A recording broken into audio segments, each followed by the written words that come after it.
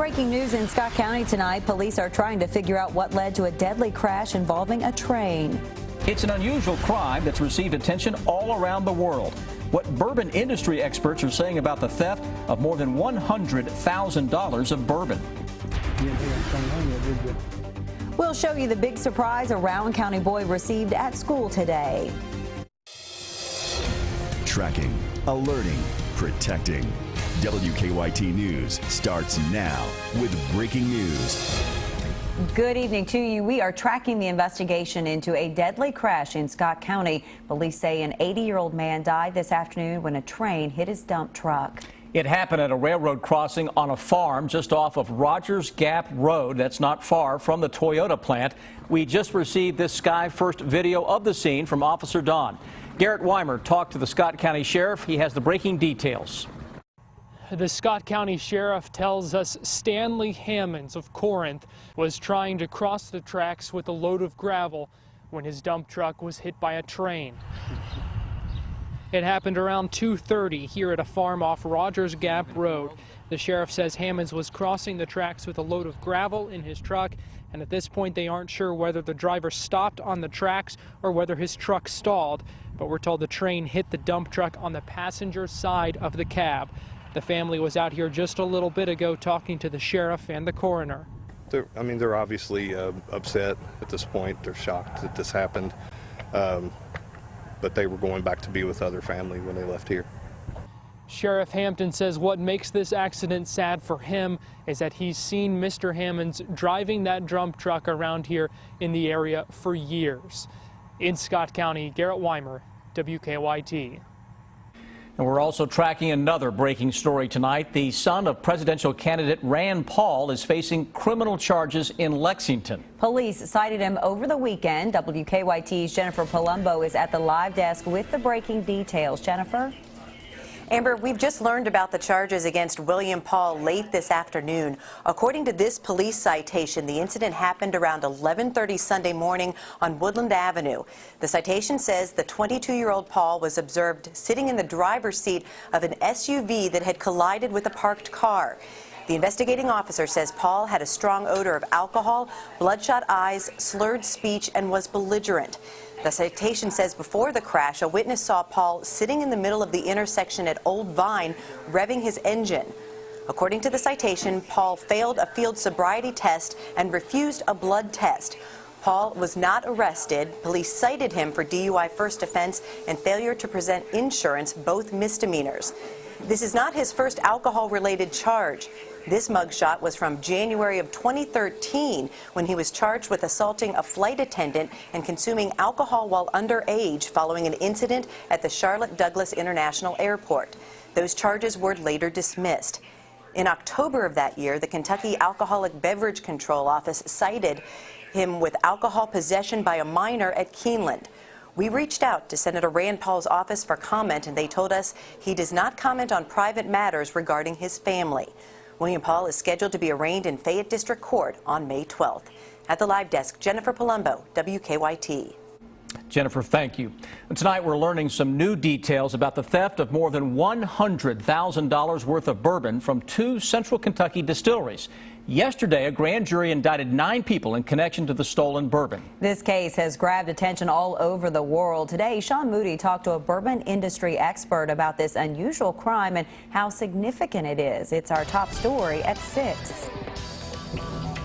Franklin County Sheriff Pat Melton says he never expected this case to get as much attention as it has. Back in 2013, when he first announced that more than $25,000 worth of Pappy Van Winkle was missing from here at Buffalo Trace, news outlets from across the world picked it up. Now that there have been indictments, it's happening all over again. Melton said his investigators have recovered more than $100,000 worth of bourbon.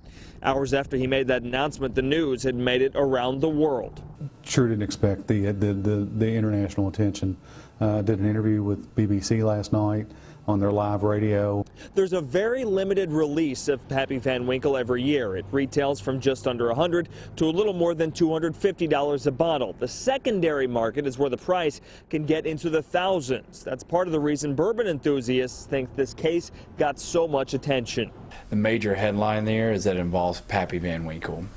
Bourbon as a whole is doing great as far as a bubbling national trend, but when you have the hot name, the hot brand of Pappy, and the sheer volume of it. Sheriff Melton said the thefts went beyond just Pappy. He said there was also Eagle Rare from Buffalo Trace and some wild turkey. He hopes his investigators will find more. We know there's 9 more barrels, those stainless steel barrels of Eagle Rare out there, 17-year-old bourbon, $11,000 a barrel.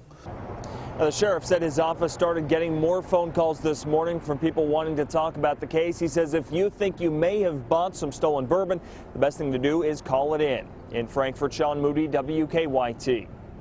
Sheriff Melton said the bourbon in those barrels will likely need to be destroyed after the trial, but he hopes the bourbon in sealed bottles can be saved. A grand jury will now consider if charges should be filed for the dragging death of a Laurel County dog. An animal rescue group says the dog's owners claim they didn't realize the dog was tied to the back of their truck. The owners say it was all an accident. Phil Pendleton has the 911 call made by the person who found the dog badly injured in a ditch. Down here on mile marker 3 on 1006, where the gate starts for the airport, and there is a dog. The caller says she found a badly injured dog in a ditch Tuesday morning. He's hurt real bad, and he's still alive. Homeward Bound was called to help when the dog was later humanely euthanized. Christina McCreary says her organization spoke with the dog's owners, who say the dog was accidentally tied to a bumper and then left in the ditch when the driver thought he was dead following the dragging. The caller clearly could tell, though, the dog was still alive. He's not aggressive or anything. He's just asking for help. Instead of seeking veterinarian care and helping the dog, it was left in the ditch in agony. Based on what people are telling me and the markings on the roadway, I wanted to see if I could figure out exactly how far the dog was dragged. Made sure the odometer was set on 0 and set out on 1006. Homeward Bound claims the dog was dragged a distance of about 2 to 3 miles and was found at the 3-mile marker. The odometer reads 0.9, meaning that the blood smear lasted just under a mile. But McCurry says the dog kept up with the truck for more than a mile before he collapsed. And then you can see the point at which it was no longer able to keep up with the vehicle. She says the dog suffered numerous road burns and a broken jaw, the result of the dragging. In Laurel County, Phil Pendleton, WKYT. We should note that we did reach out to the dog's owners to get their side of the story, but they did not respond. The Laurel County grand jury meets again next month.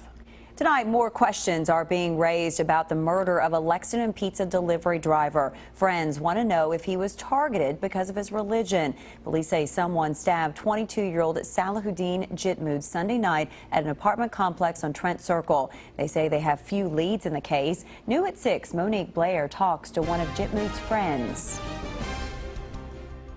A 22-year-old man was found stabbed to death at this apartment complex 3 days ago, and whoever killed him is still on the loose. And now some say they're afraid this man's murder was a hate crime. Those who knew Salahuddin Jitmood well say he was well on his way to having a bright future. He was active in the Muslim community, and he loved film and art. Jitmood was found dead in the breezeway of this apartment complex Sunday night as he was making a delivery while working for Pizza Hut.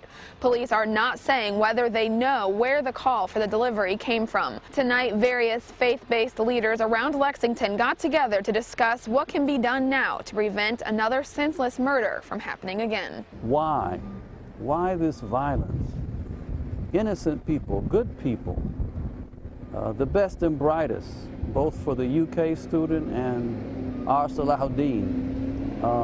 It's just mind-boggling that such wrong and it exists in the world. This homicide was the 6th homicide so far this year in Lexington, and police are asking for anyone who knows anything about this murder to call them at 859-258-3600. In Lexington, Monique Blair, WKYT. Jitmood was buried Monday afternoon at Bluegrass Memorial Gardens. The sunshine, a welcome sight across the Bluegrass today, but we could be in for a frosty night. Chief Meteorologist Chris Bailey has an early look at your forecast. Chris? Yeah, a lot of sunshine out there this afternoon, Sam. Unfortunately, the chilly air really going to come with a price tonight in the form of some at least patchy frost. So take care of the tender plants and vegetations. If you got the old green thumb out there and you got a little antsy with some of the planting, make sure to protect those tonight and again tomorrow night. Here's a live look outside of the station. Hamburg Pavilion, Winchester Road out in front of us. Blue sky over top, a little hint of some clouds still on that southern horizon. 59 degrees, humidity bone dry, 29%. Winds are still gusty.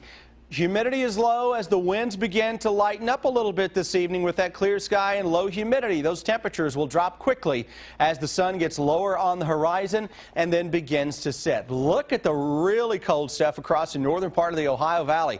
We're in the 40s here as close by as parts of Columbus, Dayton, Indianapolis. 40, that's a high water mark or the high temperature mark here in the northern parts of Ohio. Not worried about that, but it's an indication of that colder air that continues to funnel in from the northwest. It's a dry wind as well, with nothing that is showing up on Live First Alert Defender. Weather headlines, green thumbs, you are on alert. Frosty nights ahead of us, and then I'm tracking storms into the start of the weekend, guys. We'll focus on that with the updated hour-by-hour forecast and the timing of those boomers when I come back in just a few minutes.